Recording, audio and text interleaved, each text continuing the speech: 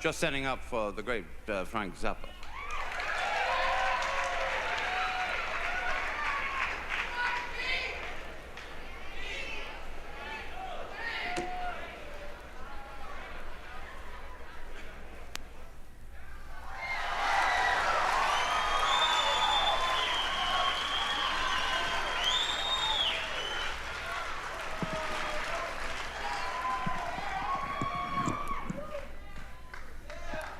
Hiya. How you doing tonight? All right, as you know, I'm not the kind of a person that reads books. I've said this before many times. I'm not fond of reading, but I have in the past made exceptions, and one of these exceptions was this part of the book that I'm sure you know, called Naked Lunch. And I have received permission to read the part about the talking asshole. So, before I do, I discussed with Mr. Burroughs before we came out here some of the details that led to the construction of this section of the book.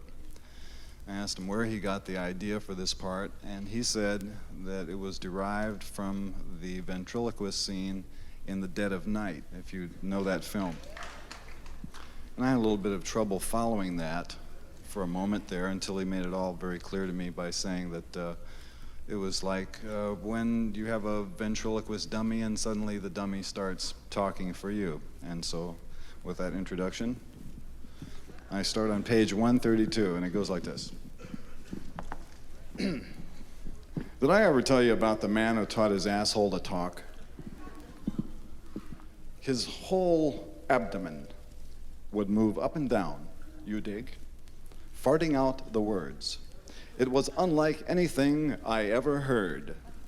This ass talk had a sort of gut frequency. It hit you right down there like you gotta go.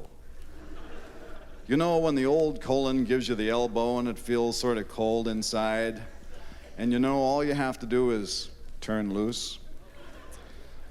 Well, this talking hit you right down there. A bubbly, thick, stagnant sound. A sound you could smell. This man worked for a carnival, you dig. And to start with, it was like a novelty ventriloquist act. Real funny, too, at first. He had a number he called the Better O. That was a scream, I tell you. I forget most of it, but it was clever, like, "Oh, I say, are you still down there, old thing?" "Nah, I had to go relieve myself." After a while, the ass started talking on its own. He would go in without anything prepared, and his ass would ad-lib and toss the gags back at him every time. Then it developed sort of teeth-like little raspy, incurving hooks and started eating.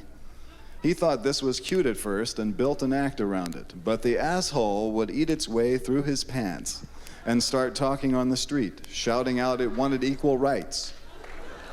It would get drunk, too, and have crying jags. Nobody loved it and it wanted to be kissed, same as any other mouth. Finally, it talked all the time, day and night. You could hear him for blocks screaming at it to shut up and beating it with his fist and sticking candles up it. But nothing did any good, and the asshole said to him, "It's you who will shut up in the end. Not me, because we don't need you around here anymore. I can talk and eat and shit." After that, he began waking up in the morning with a transparent jelly like a tadpole's tail all over his mouth. This jelly was what the scientists call UNDT, undifferentiated tissue, which can grow into any kind of flesh on the human body. He would tear it off his mouth, and the pieces would stick to his hands like burning gasoline jelly and grow there, grow anywhere on him a glob of it fell. So finally his mouth sealed over, and the whole head would have amputated spontaneous.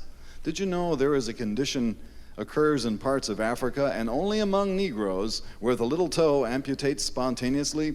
Except for the eyes, you dig? That's the one thing the asshole couldn't do was see. It needed the eyes. But nerve connections were blocked and infiltrated and atrophied, so the brain couldn't give orders anymore. It was trapped in the skull, sealed off. For a while, you could see the silent, helpless suffering of the brain behind the eyes. Then finally, the brain must have died because the eyes went out, and there was no more feeling in them than a crab's eye on the end of a stalk.